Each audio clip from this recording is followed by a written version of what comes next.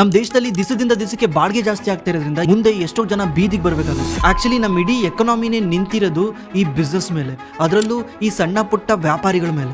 ಯಾಕಂದ್ರೆ ಇವರು ಎಷ್ಟೋ ಜನಕ್ಕೆ ಕೆಲಸ ಕೊಡ್ತಾರೆ. ಈ ಕೆಲಸದಿಂದ ಎಷ್ಟೋ ಸಂಸಾರಗಳು ನಡೀತಾ ಇದಾವೆ. ಬರ್ತಾ ಬರ್ತಾ ಏನಾಗ್ತಾ ಇದೆ, ಜನಗಳು ಬಿಸ್ನೆಸ್ ಮಾಡಕ್ಕೆ ಭಯ ಪಡ್ತಾ ಇದ್ದಾರೆ. ಯಾಕಂದ್ರೆ ಅದಕ್ಕೆ ಮೇನ್ ರೀಸನ್ ಈ ಬಾಡಿಗೆ. ನೀವೊಂದು ಬಟ್ಟೆ ಅಂಗಡಿ ಓಪನ್ ಮಾಡ್ಬೇಕಂದ್ರೆ ಮಿನಿಮಮ್ 40-50 ಸಾವಿರ ರೂಪಾಯಿ ಬಾಡಿಗೆ ಕಟ್ಟಲೇಬೇಕು. ಅದ್ರಾಗೊಂದು ಇಬ್ರು ಕೆಲಸಕ್ಕೆ ತಾಂತೀರಾ ಅಂದ್ರೆ ಅವ್ರಿಗೊಂದು 15 ಸಾವಿರ ಅಂತ 30 ಸಾವಿರ ಇಲ್ಲಿ ಖರ್ಚಾಗುತ್ತೆ. ನಾನು ಬಿಸ್ನೆಸ್ ಮಾಡಿ ಮನೆಗೆ ಏನಾದ್ರೂ ದುಡ್ಡು ತಗೊಂಡೋಗ್ಬೇಕಂದ್ರೆ ಮಿನಿಮಮ್ 1-1.5 ಲಕ್ಷ ಲಾಭ ಮಾಡಬೇಕು. ಇದು ಈಗಿನ ಕಾಲದಲ್ಲಿ ಇಂಪಾಸಿಬಲ್. ಯಾಕಂದ್ರೆ ಆನ್ಲೈನ್ ಇಂದನೂ ಕಾಂಪಿಟೇಷನ್ ಬರ್ತಾ ಇದೆ. ಇದರಿಂದ ಜನ ಏನ್ ಮಾಡ್ತಿದ್ದಾರೆ, ನಿಧಾನಕ್ಕೆ ಬಿಸ್ನೆಸ್ ಬೇಡ ಏನು ಬೇಡ, ನಾನು ಇನ್ನೊಬ್ಬರ ಹತ್ರ ಕೆಲಸ ಮಾಡ್ತೀನಿ ಅಂತ ಅವರು ಕೂಡ ಎಂಪ್ಲಾಯ್ಗಳು ಆಗ್ತಾ ಇದ್ದಾರೆ. ಅಂದ್ರೆ ಇಲ್ಲಿ ಎಲ್ಲರಿಗೂ ಜಾಬ್ ಬೇಕು, ಜಾಬ್ ಕೊಡೋರು ಯಾರು ಇಲ್ದಂಗಾಗಿದೆ. ಇದು ಜಸ್ಟ್ ಸಣ್ಣ ಪುಟ್ಟ ವ್ಯಾಪಾರಿಗಳ ಪ್ರಾಬ್ಲಮ್ ಅಲ್ಲ.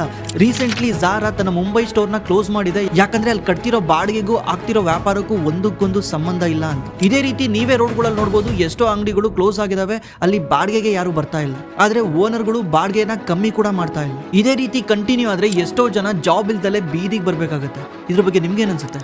ಕೆಳಗಡೆ ಕಾಮೆಂಟ್ ಮಾಡಿ.